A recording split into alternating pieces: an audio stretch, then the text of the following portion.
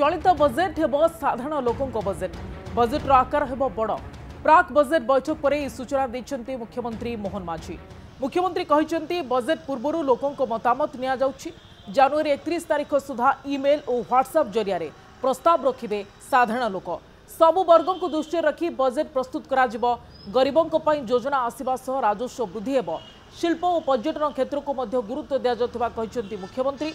यह चलित बजेट रे निजुक्ति को मध्य समान प्राधान्य दिया जायछि। चलित वर्ष 40,000 पदवी पूरण करा जिबा सह खूब शीघ्र 20,000 निजुक्ति प्रदान करा जिबा नै घोषणा करिसेंती मोहन माझी।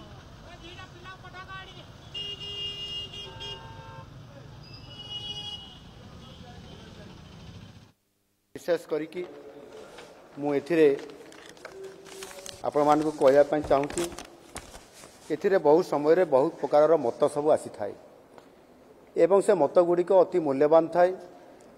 लोकंकर सरकार रे किबड़ी भाव रे लोकं को फोकस करी हेबो एवं समान को आधार करिकरी स्कीम बा योजना मान करा जाई परिबो ताहा करा गले जो ओडिशार ग्रामांचल रहुतबा अनेक व्यक्ति बा साधारण व्यक्ति अच्छी जो माने कि अर्थनैतिक दृष्टिकोण भारी दुर्बल थिबा कारणरू सेमान को सबुबले वंचित करा जाय थाए।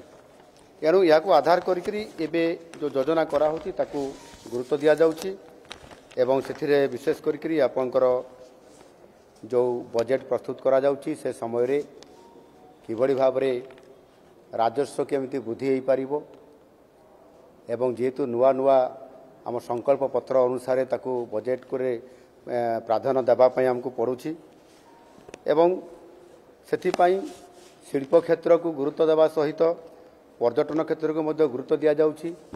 विशेष करके शिल्प क्षेत्र रे एथिरे steel IT renewable energy textile petrochemicals agro industries जोटा कि कृषि क्षेत्र रे आमे जेहेतु अधिक लोक एथिरे नियोजित होइतांती आउ सेमाने एथिरे निश्चित भाव रे सेमानंकर आय केमिति बढ़िबो ता उपरे फोकस करिया पई स्वतंत्र भाव रे आपनकर कोल्ड स्टोरेज समेत सेमानंकर चाष आरंभरू चाष अमल पर्यंत जेबड़ी भाव रे सेमाने विभिन्न स्तर दिगी जाइथांती सेति पई बहुत गुरुत्व एथिरे आरोप माने गुरुत्व आरोप करा जाइछि।